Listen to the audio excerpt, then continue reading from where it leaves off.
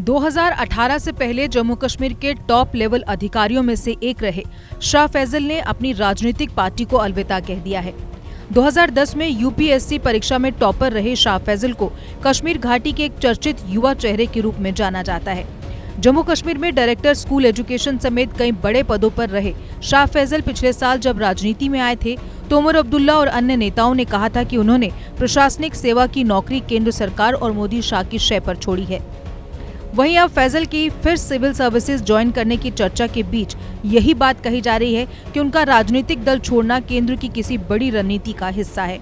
इसी रणनीति के तहत मनोज सिन्हा जैसे स्टूडेंट लीडर्स रहे नेता को जम्मू कश्मीर में उपराज्यपाल बनाया गया है। अगर अतीत पर गौर करें तो शाह फैजल ने 2019 में अपने राजनीतिक पार्टी बनाने के दौरान ही अपनी सारी सियासत को यूथ बेस्ड रखने का संकेत दिया था। कश्मीर के युवाओं के बीच शाह की लोकप्रियता के इसी असर के कारण ही फिल्म एक्ट्रेस ज़ायरा वसीम समेत तमाम युवा चेहरे उनके साथ आए थे। इस दौरान चर्चाओं में ये कहा जा रहा था कि शाह फैजल का यूथ रोल मॉडल होना उन्हें राजनीतिक माइलेज देगा और घाटी में एक नए विकल्प की शुरुआत होगी।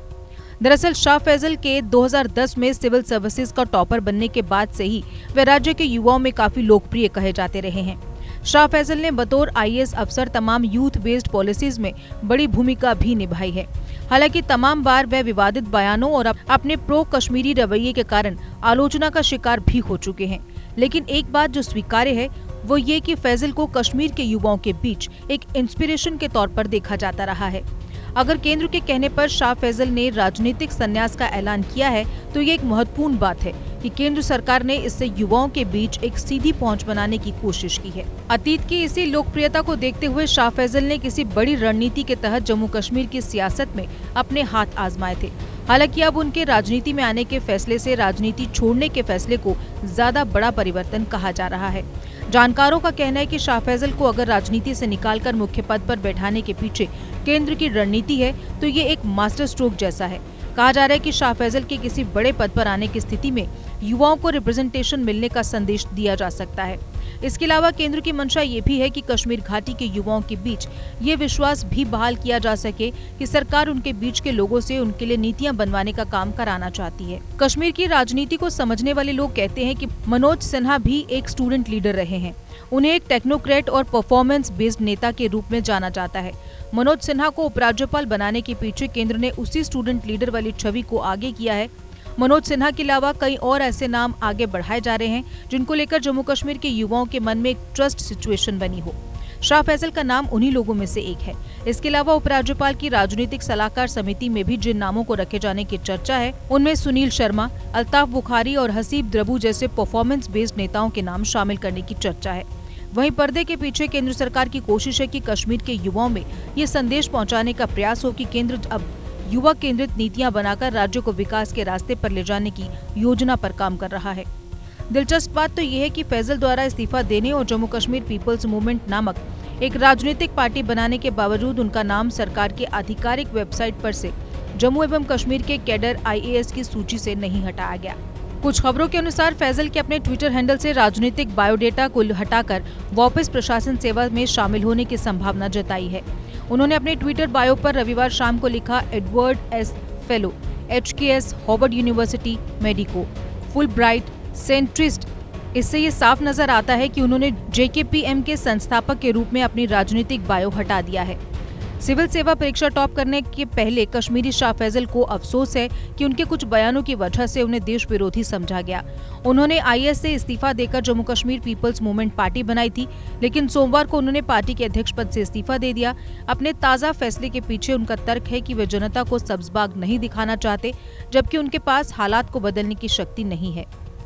एक इंटरव्यू में फैजल ने इस बात को दोहराया कि लोगों ने उनके बारे में ऐसी धारणा बना ली थी कि वे देश विरोधी हैं। इसके लिए उन्होंने अपने ही बयानों को जिम्मेदार ठहराते हुए कहा, पिछले 1 साल से मेरे कुछ विवादित बयानों की वजह से मेरी एक ऐसी छवि बन गई थी।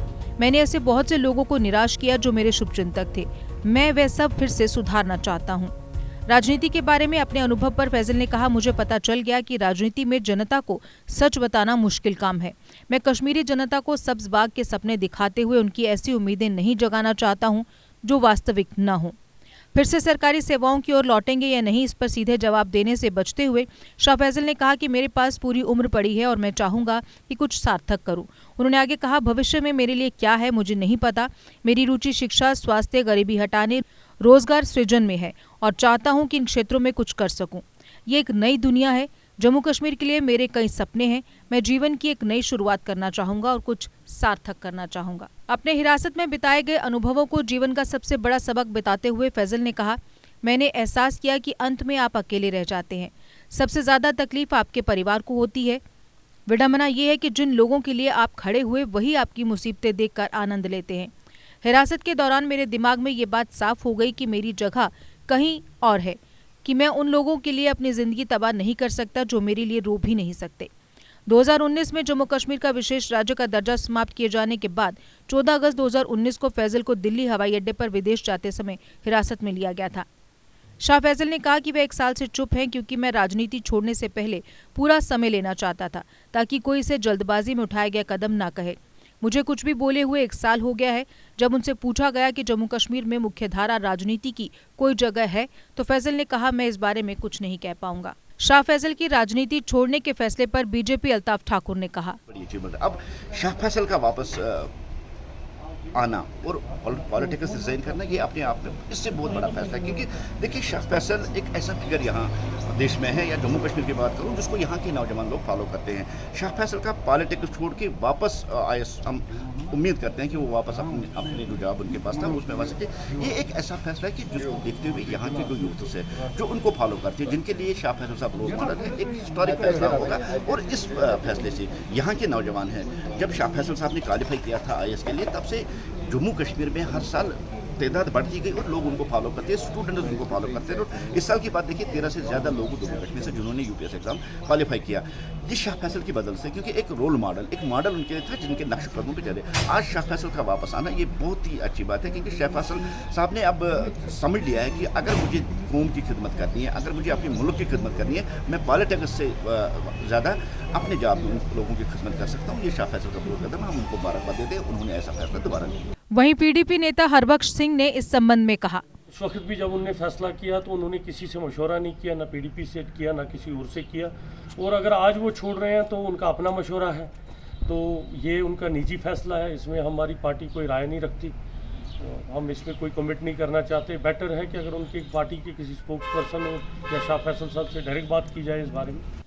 PDP के रऊफ भट्ट ने अपनी प्रतिक्रिया में कहा, ये जो है इस पे जो है वो ज़्यादा कह सकता है, शाह फैसल साहब खुद ज़्यादा इस पे जो है तफसीली बात कर सकता है।